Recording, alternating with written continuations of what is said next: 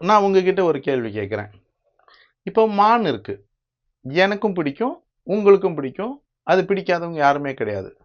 ஆனா, அதனால அதனால வாழ்வியல் பயன் என்ன? உங்களுக்கு வாழ்வியல் பயன் என்ன? எனக்கு வாழ்வியல் பயன் என்ன? மற்றவங்களுக்கு வாழ்வியல் பயன் என்ன? நல்லா யோசிச்சு பாருங்களேன். எதுவுமே இருக்காது. ஆனா, அந்த மான யாராவது ஒருத்தர் வேட்டையாடிட்டா, அரசாங்கம் பெயில் இல்லாம ஜெயில் குடுக்குது. அப்போ யாருக்குமே நமக்கு வாழ்வியல் பயன் இல்லாத ஒரு விஷயம் வேட்டையாடப்பட்டா அரசாங்கம் முழுமையா தண்டிக்குது. இப்போ பாம்பு நம்ம வீட்டுக்குள்ள நுழைஞ்சிருது. நீங்க பாம்பு அடிச்சிட்டு ஒரு வீடியோ பதிவிட முடியுமா? அரசாங்கம் உங்கள கைது பண்ணிடும். அந்த பாம்பு கொத்துனா நீங்க உங்க வீட்டுக்குள்ள வந்திருக்கு. உங்க வீட்டுக்குள்ள வந்த பாம்பு உங்கள கொத்துனா நீங்க செத்து போயிடுவீங்க. ஆனாலும் நீங்க அடிச்சிட்டு அந்த வீடியோ பதிவிட முடியாது.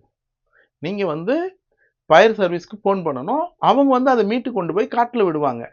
அப்போ பாம்பால உங்களுக்கும் எனக்கும் வாழ்வியல் பயன் என்ன? எதுவும் கிடையாது. உயிருக்கு ஆபத்து. ஆனா நீங்க அத அடிக்க முடியாது. துன்புறுத்த முடியாது. சட்டம் அது குற்றம்னு சொல்லுது.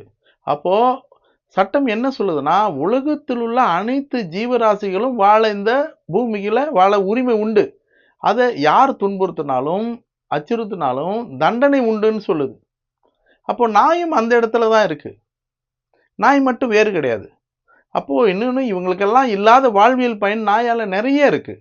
நம்ம வீட்ட பாதுகாக்குது, நம்ம தெருவ பாதுகாக்குது, நம்மகிட்ட பாசமா இருக்கு, நம்மகிட்ட இருக்கு, நம்மளோட வாழ்வியலோட ஒரு அங்கமா இருக்கு.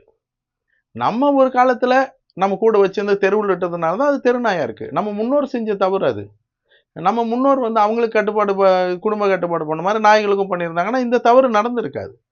அவங்க கொண்டு வந்து பயன்படுத்துற வரைக்கும் பயன்படுத்திட்டு தெருவுல விட்டுட்டாங்க. இப்ப இந்த சூழ்நிலைக்கு இதுக்கு தீர்வு என்னன்னா, எல்லாருமே வந்து இந்த கொஞ்சம் நாய் வாங்குறவங்க எல்லாம் வந்து தத்து எடுத்துட்டீங்கன்னா, இந்த பிரச்சனைக்கு தீர்வு நிச்சயமா முழுமையா வந்துரும்.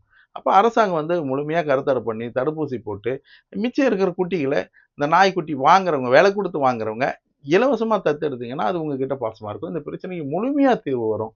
இருக்கிற கொஞ்ச நாள் அவங்களுக்கு கொஞ்சம் தண்ணி குடுங்க, கொஞ்சம் சாப்பாடு குடுங்க, ஒதுங்க கொஞ்சம் இடம் குடுங்க. முக்கியமா அவங்கள தத்தெடுங்க. நீங்களும் உணவளிக்க உதவலாம். Please help us to feet.